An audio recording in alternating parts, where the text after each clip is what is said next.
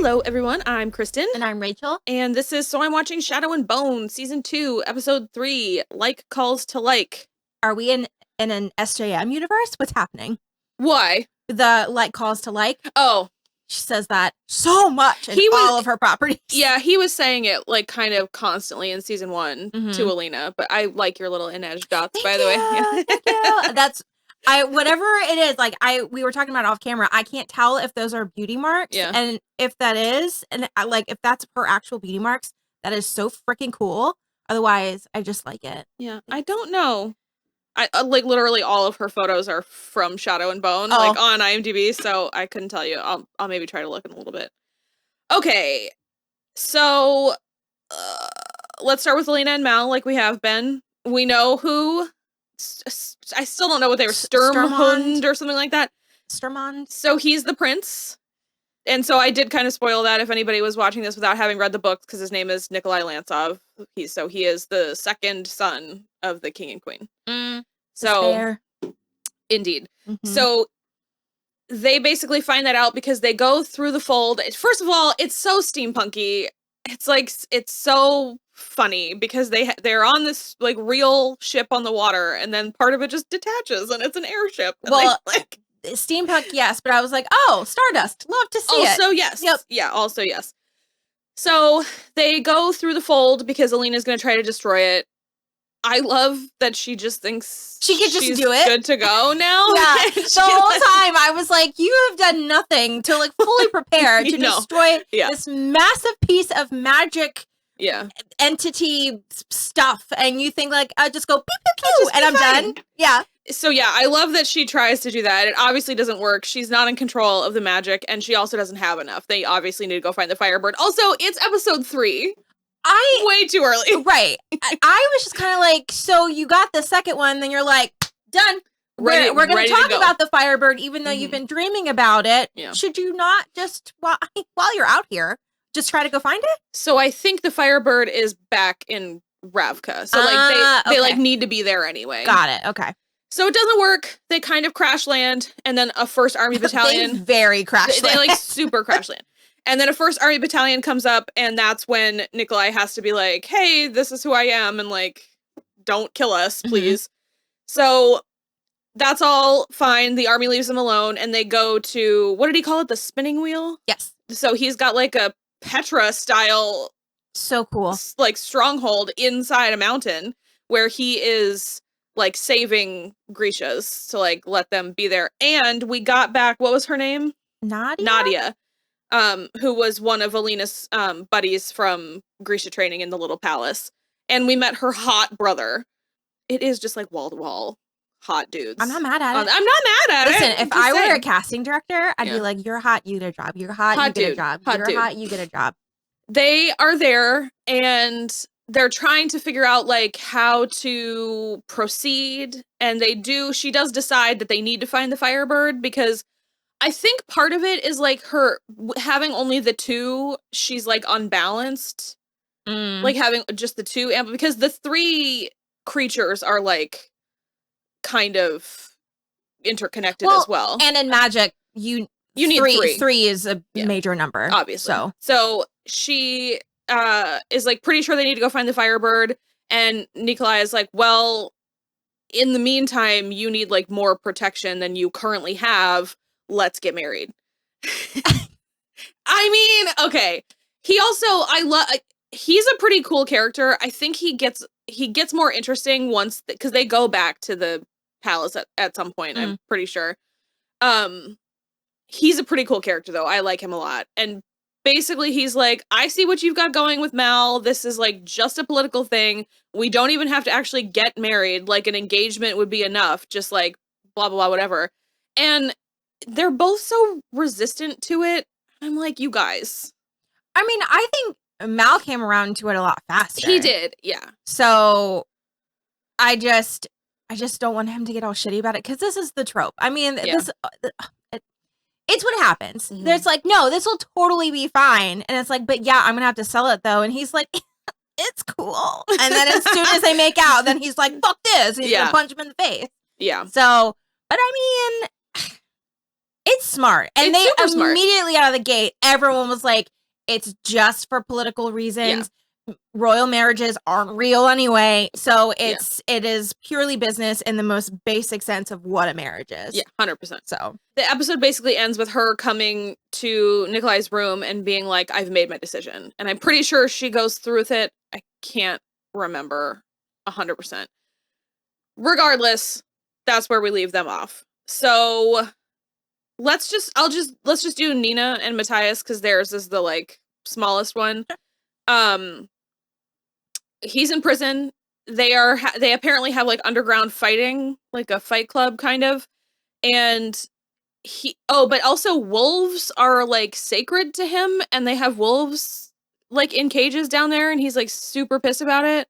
Well, I think the wolves are sacred to the Druskell. Yeah, well, which apparently he needs to keep on the down low, according to his cellmate, which is, so there's like, we're just like layering the stories. We're continuing to layer the stories. So he's like, okay, whatever. And Kaz does tell Nina the like name of the guard that she can get a message to him, but she like manages to be there during the fight when he gets conscripted to go fight the cannibal. Yeah. He totally demolishes him because he is humongous. Well, he like makes the decision to actively fight because he did not want to. Yeah. We gotta cut that nobility in half. Yeah. We gotta just like get rid of half of that dignity. So Nina sees it happen, and then she's calling out to him, and he looks at her and he looks away and keeps walking because he's kind of a dick. And then she gets accosted by Pekka Rollins, who is there at the fight, and is like, bring me Kaz Brekker and I'll get your man free or whatever. And it's like, I feel like it would have been smarter for him to say nothing. Yeah. Because she's going to be like, okay, cool. And then they're obviously going to come up with some sort of plan to kill Pekka Rollins. I'm just like, whatever. So then let's do Jenya and David, who get back together because he like comes to where Kerrigan is holding all the rest of the Grisha. He claims he's been rescuing them, which I don't totally disagree with, but there is a vibe of not being able to leave. Yeah. Like they're being kept there against their will. It's very much, look what I've done for you. Why would you want to leave? Yeah. Which ties in. So he gets David to look at the journal that he went to go get, and he's like, I need you to tell me, like, if there's anything that can happen. And also, while you're at it, look at this festering wound on my hand. Could Alina be alive? I had forgotten that they both think the other is dead. Like, not anymore, but up to this episode, they were like, phew. Yeah. Thank God. And it's like, no, guys. Like, they're both fine. And so David basically is like, the bridge that I made between you two had never been done before, so I don't know what kind of lingering effects it might have. And then he and Jenya decide to like run away because he is scary. Yeah. She's really scared. Yeah. As she should be, well, obviously. Yeah. She's the most scared, though. I think that she has insight into him more than anyone else does outside of Alina. Well, that is probably true because I had forgotten, even having just watched it, I had forgotten that in season 1, she admitted that he had basically sold her to the king when she was like 11 or something disgusting. So I think she has some residual trauma from that. And then also these like shadow monsters are literally terrifying. So once he cuts off his mother's pinky to make an amplifier, which zoinks. Yeah. What did I say when we were out there? She's like, oh, yes. Oh, you like my ring? Thank you. Yes, it's my mother's pinky bone. Like, no, thank you. Yuck. So, well, and I also wonder if when she was like tailoring his face, if part of it is she can kind of feel. I think so, yeah. The like it when she's healing anybody, she can kind of feel the muscle memory of the imperfection, and then that's how she can kind of undo it. Yeah. Or she can fix it. Maybe. So maybe she is actually like, she can see and feel and experience the evil that is just festering inside of him. Yeah. So when he cuts off his mother's finger is when he loses David, and he's like, "We got a motor." Yeah. Bye. We gotta get out. Jenya and David shaped holes in the wall. They're like deuces. There's just like, and some of the what are they? Oh, I forgot the name of them. The ones that do the wind and stuff. Oh, they're like just the fog is like very cartoony, like spinning around behind them. Yep. So they try to escape, and he gets Jenya and attacks her with the monster, but he also says, "I need you," so she must be alive still. And David gets away, and he took the journal so that no one else can. Yeah, when Jenya and David were conspiring in her room, I was like, you guys are talking way too loud. You're talking way too loud. You didn't close the door. Yeah. And he is already suspicious of both of you. Yeah, so I was like, this is not going to go to anyone's plan because Kiergan's like, LOL, kids. Yeah. Sure. Okay. So I'm very curious what the fallout from that is going to be. And I'm into it. Okay. Over to the Six of Crows. Holy moly. So much every episode. So much plot. I'm not mad at it. It's just, it's a lot. Okay, well, Kaz finally admitted to Inez only though, what Pekka Rollins did to him, which is killed his brother. So we keep seeing flashbacks of baby Kaz and his slightly older brother making deals with Pekka Rollins, going by a different name. I keep forgetting to make a note of what the name is, but he was going by a different name at the time. Like Herzog or something. It's not that, but it's like something around that. And so at some point he murdered his brother, and I can't wait till we get to that part because I feel like it's going to very much be a death that happened because of Pekka Rollins. I don't think Pekka Rollins actually murdered the brother. Because I could go either way. Yeah, but it just is he's just like too angry, and he's very angry. I feel like it's just going to be like, well, that's what happens when you're part of the crew. Like you're just you're just kind of cannon fodder at that point. Yeah. But I wouldn't be surprised if Pekka Rollins actually did kill him, but just the way that the wheeling and dealing, and how everything is kind of going, it just seems like he died because of him. I think one thing we also forgot to mention is that they are now under suspicion for killing a constable also, because Pekka murdered one with one of their own guns to just like to keep them even more like tightly wound or whatever. Okay, so Inez is still healing. Nina is trying to help, but she's like, I'm not a healer. I can only do so much. So I've done what I can for Inez, but like, which is a janky sew job. It's like there was like no stitches when she was like, when they had that tender moment, her and Kaz, those were open wounds, open knife wounds still.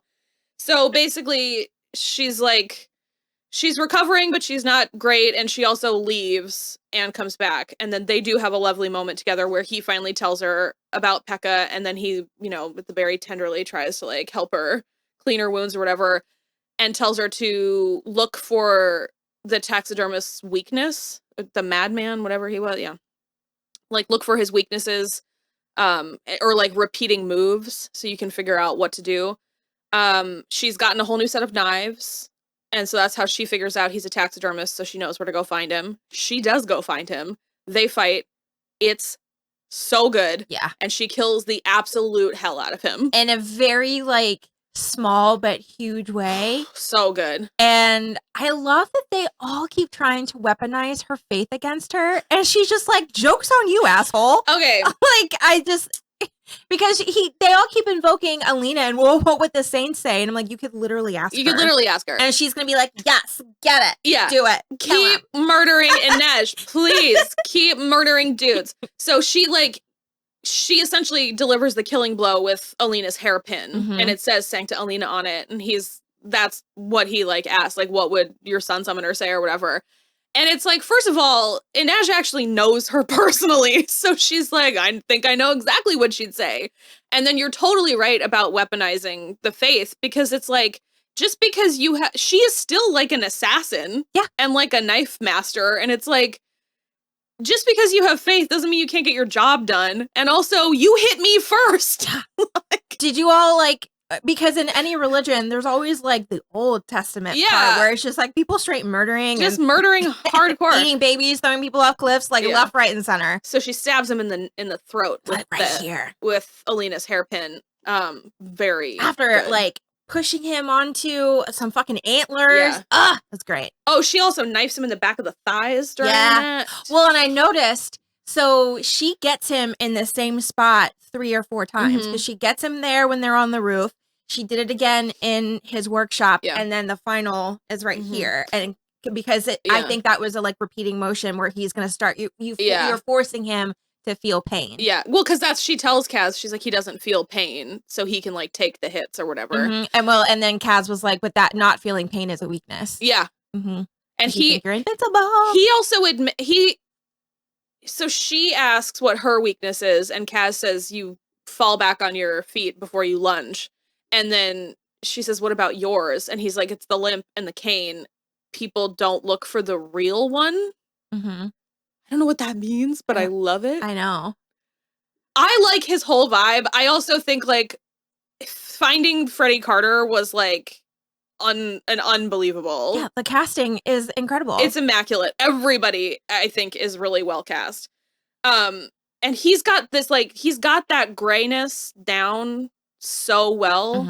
And it's like what I said out there. I was like, what do you think it must be like to just walk around with a face like that? Like a really interesting face. Because I was like, I think I'm a pretty normal looking person. Like, I'm an average person that you see walking down the street. If I saw Freddie Carter walking down the street, I would be like, you got a cool face, dude. That's a cool face. And I feel like the majority of people would be like, don't look at it. Don't look at it. Don't. I think he's got such a cool face. So he sends Jesper and Wylan to Pekka's glass factory. Because that's what, like, something that's in the accountant's books. But it turns out to just be a country house where they meet his son, Albie, and Jesper fixes a cut piano string. That was like a really fun scene, actually. I liked it so much. Yeah, and Jesper is still trying to like figure out why Wylan never said anything about like their little tryst that they had. I don't know. I'm vibing. I'm vibing with them. They're really cute together. Especially after this, because so Jesper uses his powers to fix the piano string because they had lied and said they were piano repairmen. Repairman, man. Where did that come from? Man. Sorry, that was an intrusive thought that just came right out. It really happened. Sorry. You really did that. I don't remember where that's from. We're gonna have to figure that out. So he fixes the piano string, and then Wylan sits down and plays a really lovely piece of music, and Jesper heart eye emoji fell ass over tea kettle in love with Wylan in that moment. Oh no. How did I get here? Oh god. So that was really darling, and they both agreed to not tell Kaz about Albie because they don't want, the kid sucks, but they don't want him to die. But Kaz already knows because Pekka renamed the club the Something Prince, and he was like, he would call it King if it were him. So obviously he has a son. And he tells him his name is Albie, and he just is like, Wylan is like, I will not help you hurt this boy. And Kaz, I don't think he's going to hurt the boy on purpose. I think if the boy gets hurt, it will be by accident. Yes. I think he took that seriously. But he's like, you're still gonna help me blow up his life. Yeah. Well, because he was saying that he was going to do it through suffering. Yeah. So there's so many moments in these episodes where I'm like, what does that mean? Yeah. Because like magic exists. So I'm like, do you have like suffering in a bottle? Like, what are we doing? I also love that I have no idea what the time period is because the workmen at the country estate were in straight up like colonial tri-corner hats and like normal like page boy get-ups. And then we've got flying ships. And then we've got, turn of the century, like industrial revolution stuff in the city. It is wild. I think it's more like Game of Thrones or like Star Wars. I think it's just like a magic liminal space. It's like a different dimension. Oh yeah, for sure. We also, Kaz is still kind of losing it because they talked about some sort of illness where like bodies were just like piled in the firepox. Yeah. That sounds awful. Sounds like it doesn't feel good. Yeah. And he like loses it because he he keeps on remembering a moment where he was sitting on top of a pile of bodies. So I imagine being sent down the river. He got like put on the river or whatever. That's probably why he has a limp. Could be. Mm-hmm. Maybe. That would be interesting. It's like the lingering reminder of the illness and all that stuff. And then I saved the best for last because I don't think we did really in season 1. We finally saw Kaz in action. Oh yeah, he kicked some serious episode. ass. He went back to the dregs, which is like, I guess, where all of the leftover people who don't have a fancy club in the barrel go to hang out. He kicked everyone's ass spectacularly. It was so hot. He got a bloody lip. He threatened the guy. He hit all of them with his cane, with the like swan top of his cane. It was a crow head. Crow head. My bad. I don't know where that came from. It was awesome. And he was like, "You're coming with me. Like you 5 are coming with me." Like who? And also he said like, "Who do you want at the door when the lion gets hungry?" And I was like, "Whoa." Yeah. It was fantastic. So he's got like 5 new dudes to help to like be muscle. It was fantastic. It was very good. Yeah. The fight scenes, the choreography is so good. And I to that point, I actually really, really loved, again, to go back to the scene with Jesper and Wylan, that like, well, Wylan I think can't fight. He's just like a scientist. But I love that they were quick. He's so little, like a little bird, like a wren. Yeah. But I loved that they were quick enough on their feet to be like, nope, we're the piano repairmen. Like, they didn't shoot anybody. Like, Jesper didn't have to shoot anybody. Yeah. And he still was able to make it happen. Obsessed. Really good. Yeah, it's very good. Oh, and you forgot one part. The Darkling went and visited Elena in her sleep because he was just like, let me just see if this will work. And then he just thumbed the shit out of it. And then he, like, dream travel to her while she's sleeping, and he's still like, I'm gonna find you, Malia, and I'm with my arms open. And then he went, and like fucking deep throated his thumb and his finger, and then got really close, and then just snuffed out a candle. I was like, Ben Barnes, it's too early. I can't have you sticking your fingers in your mouth like that, sir. Oh my god. And then that's when she woke up and she was like, I'll marry you. I'm going to marry this prince. Yeah. Yeah. I am still loving this. These episodes are long and they are full. I feel like we're watching wall-to-wall movies. Full movies. Yeah. Full feature films every single time. So we are going to get as many done as we can today. This, however, might spill over into Monday, depending on how intense this is. I feel like it's the equivalent of going and sitting down at like Fogo de Chao when you know that you're just going to be there. They're just going to keep eating, giving you for meat. hours, and you're just like, like, I know it's a mind over matter type of situation. I can't eat any more meat. We're gonna have shadow and bone sweats by the end of this. Just being like, so much. Oh boy. And I need to see some boning. Mal and Elena cannot keep doing this and be like, oh, we're love for the ages. You need to fuck, please. You've only made out like 4 times. You're not a love for the ages until you know his dick can get it done for you. Yes. Get it going. I need to see it, please. And also, especially if Matthias is still in prison and still being a total cock to Nina. Because that's the one I really want to see. They were the boning in season 1. Did I miss that part? Did they actually get down? What was I doing? We were working. That's true. Because I don't remember. Because I know that they were like, forced proximity because they were cold or whatever. I got that part, but I didn't actually see the boning part. No, they ended up boning. Fuck. I'm going to have to look that up on YouTube. Yeah. Oh, well. Okay. All right. Well, we're going to go watch episode 4 and we'll be back. Wish us luck. Bye. Bye.